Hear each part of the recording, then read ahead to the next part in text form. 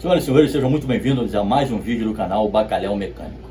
E aqui nesse canal você vai ver diariamente ou semanalmente, vai ver histórias do Clube Regatas Vasco da Gama. A história grandiosa, a história gloriosa desse grande clube, né? A gente vai falar um pouco dos títulos memoráveis que nós vencemos, dos ídolos que nós formamos, a história de um dos estádios mais tradicionais do Brasil, São Januário.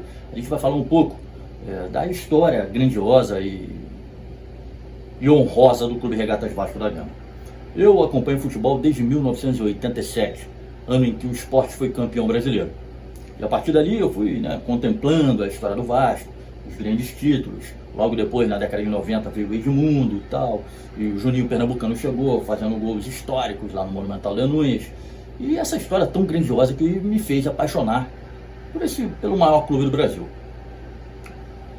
Acontece que eu gosto muito de futebol, e além de eu acompanhar toda a história a partir dali, de 87 até hoje, eu venho acompanhando o Vasco, eu pesquisei, eu fui pesquisando, vendo o Vasco na década de 40, como é que era a história, como é que a gente disputava campeonatos, fui vendo na década de 50, 60, e fui conhecendo a história do clube, porque eu me interesso pelo futebol, eu me interesso pelo Clube Regatas Vasco da Gama, e, inclusive, eu pesquisava também pelas histórias de outros clubes, os meus rivais. Eu contemplei nas minhas pesquisas. O Botafogo teve grandes times, foi campeão lá na década de 60, teve títulos importantes. O Santos teve títulos importantes na época de Pelé, e depois formou vários jogadores e tal, vários craques, que entraram para a história do futebol mundial. O Palmeiras, campeão brasileiro na década de 70. Eu fui pesquisando. Só que hoje, a grande maioria, os jovens de hoje, eles consomem a informação sem filtro e fica por isso mesmo, eles não pesquisam.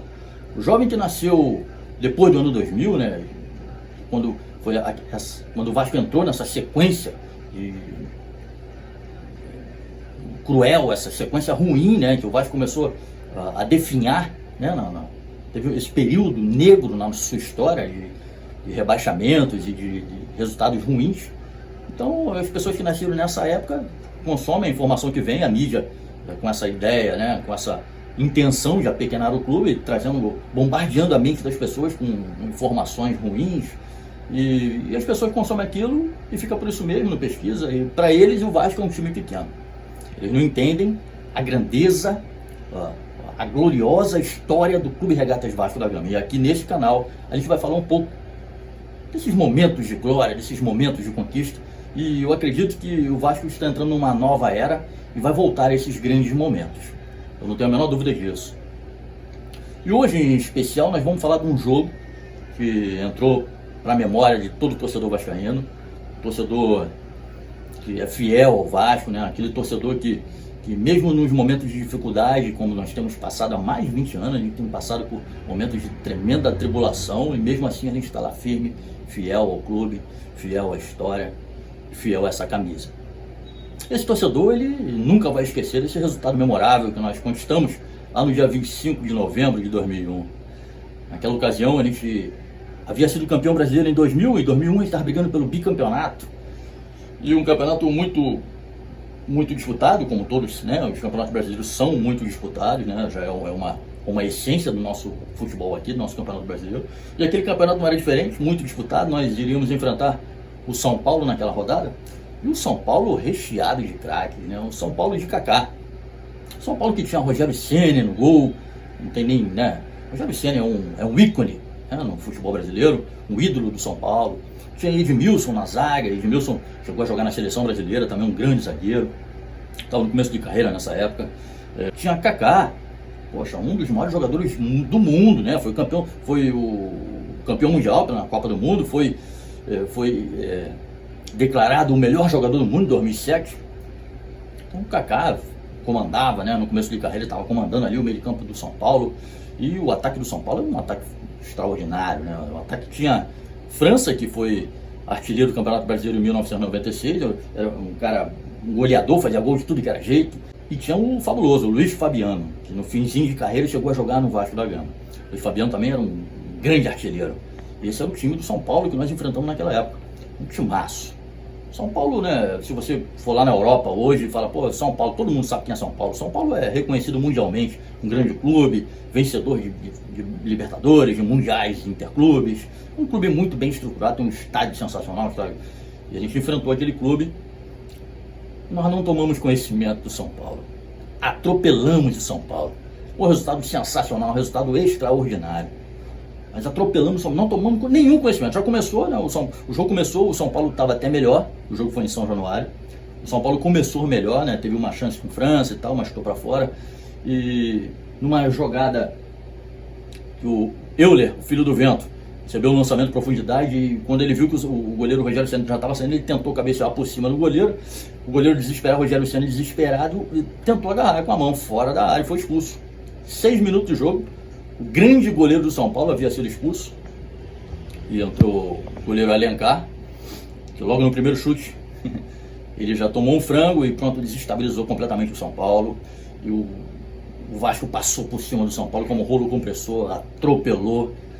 E é um resultado fenomenal que ficou para a história. É a maior goleada no histórico desses dois clubes, nos jogos entre Vasco e São Paulo, foi esse 7-1. Nós já havíamos aplicado uma goleada de 9-1 no São Paulo, mas foi em 1943 e foi um torneio amistoso. Agora em campeonatos oficiais, essa foi a maior goleada entre Vasco e São Paulo. 7-1, um resultado espetacular, um resultado que raríssimo, né? É raro você ver resultados dessa magnitude, ainda mais contra um clube poderosíssimo como era o São Paulo na época e é até hoje. Depois de 18 minutos, o São Paulo estava melhor no jogo, né? O Vasco começou uma jogada pela direita e a bola chegou até o lateral Gilberto. Gilberto era irmão do ex-atacante Nélio do Flamengo, bom lateral. Ele chutou, deu um chutaço de fora da área, Alencar. Tomou-lhe um frangaço, 1-0 Vasco, e o Vasco começou a partir daí a destroçar o tricolor paulista, o poderoso tricolor paulista. Nenhum vascaíno esquece desse resultado extraordinário. E o massacre continua, o Vasco continua em cima do São Paulo com um jogador a menos porque o Rogério Ceni havia sido expulso. E Euler, uma enfiada de bola na entrada da área, chuta de esquerda e guarda o segundo. Filho do vento, Euler. Botafogo teve um jogador chamado Valdeir, que era chamado de The Flash pela sua velocidade em campo. O Euler era tão rápido ou até mais rápido do que o The Flash. Era o famoso filho do vento. E o Vasco não parou. Baixinho Romário estava com todo o gás. Tocou para a direita, recebeu de volta e encheu o pé. 3-0 Vasco, o gênio da pequena área, deixando a sua marca mais uma vez em cima do poderoso São Paulo. São Januário já estava virando um massacre. Tomada de bola, de novo pro Baixinho de novo. Faz o segundo dele no jogo. 4-0 Vasco. Goleada já se formando. E até aqui ninguém esperava que seria de 7-1, né? 4-0 já estava de bom tamanho.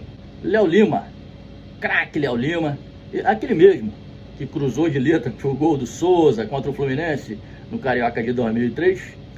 Léo Lima fez mais um 5-0 Vasco, 5-0 Vasco em cima do São Paulo. Atordoado, o São Paulo tentou sair jogando, perde a bola mais uma vez de contra-ataque armado. Lá vem Vasco. E o São Paulo apavorado. De novo pro Baixinho. Baixinho na pequena área não tem pra ninguém. O Baixinho na pequena área é frio e calculista. Mais um chute certeiro.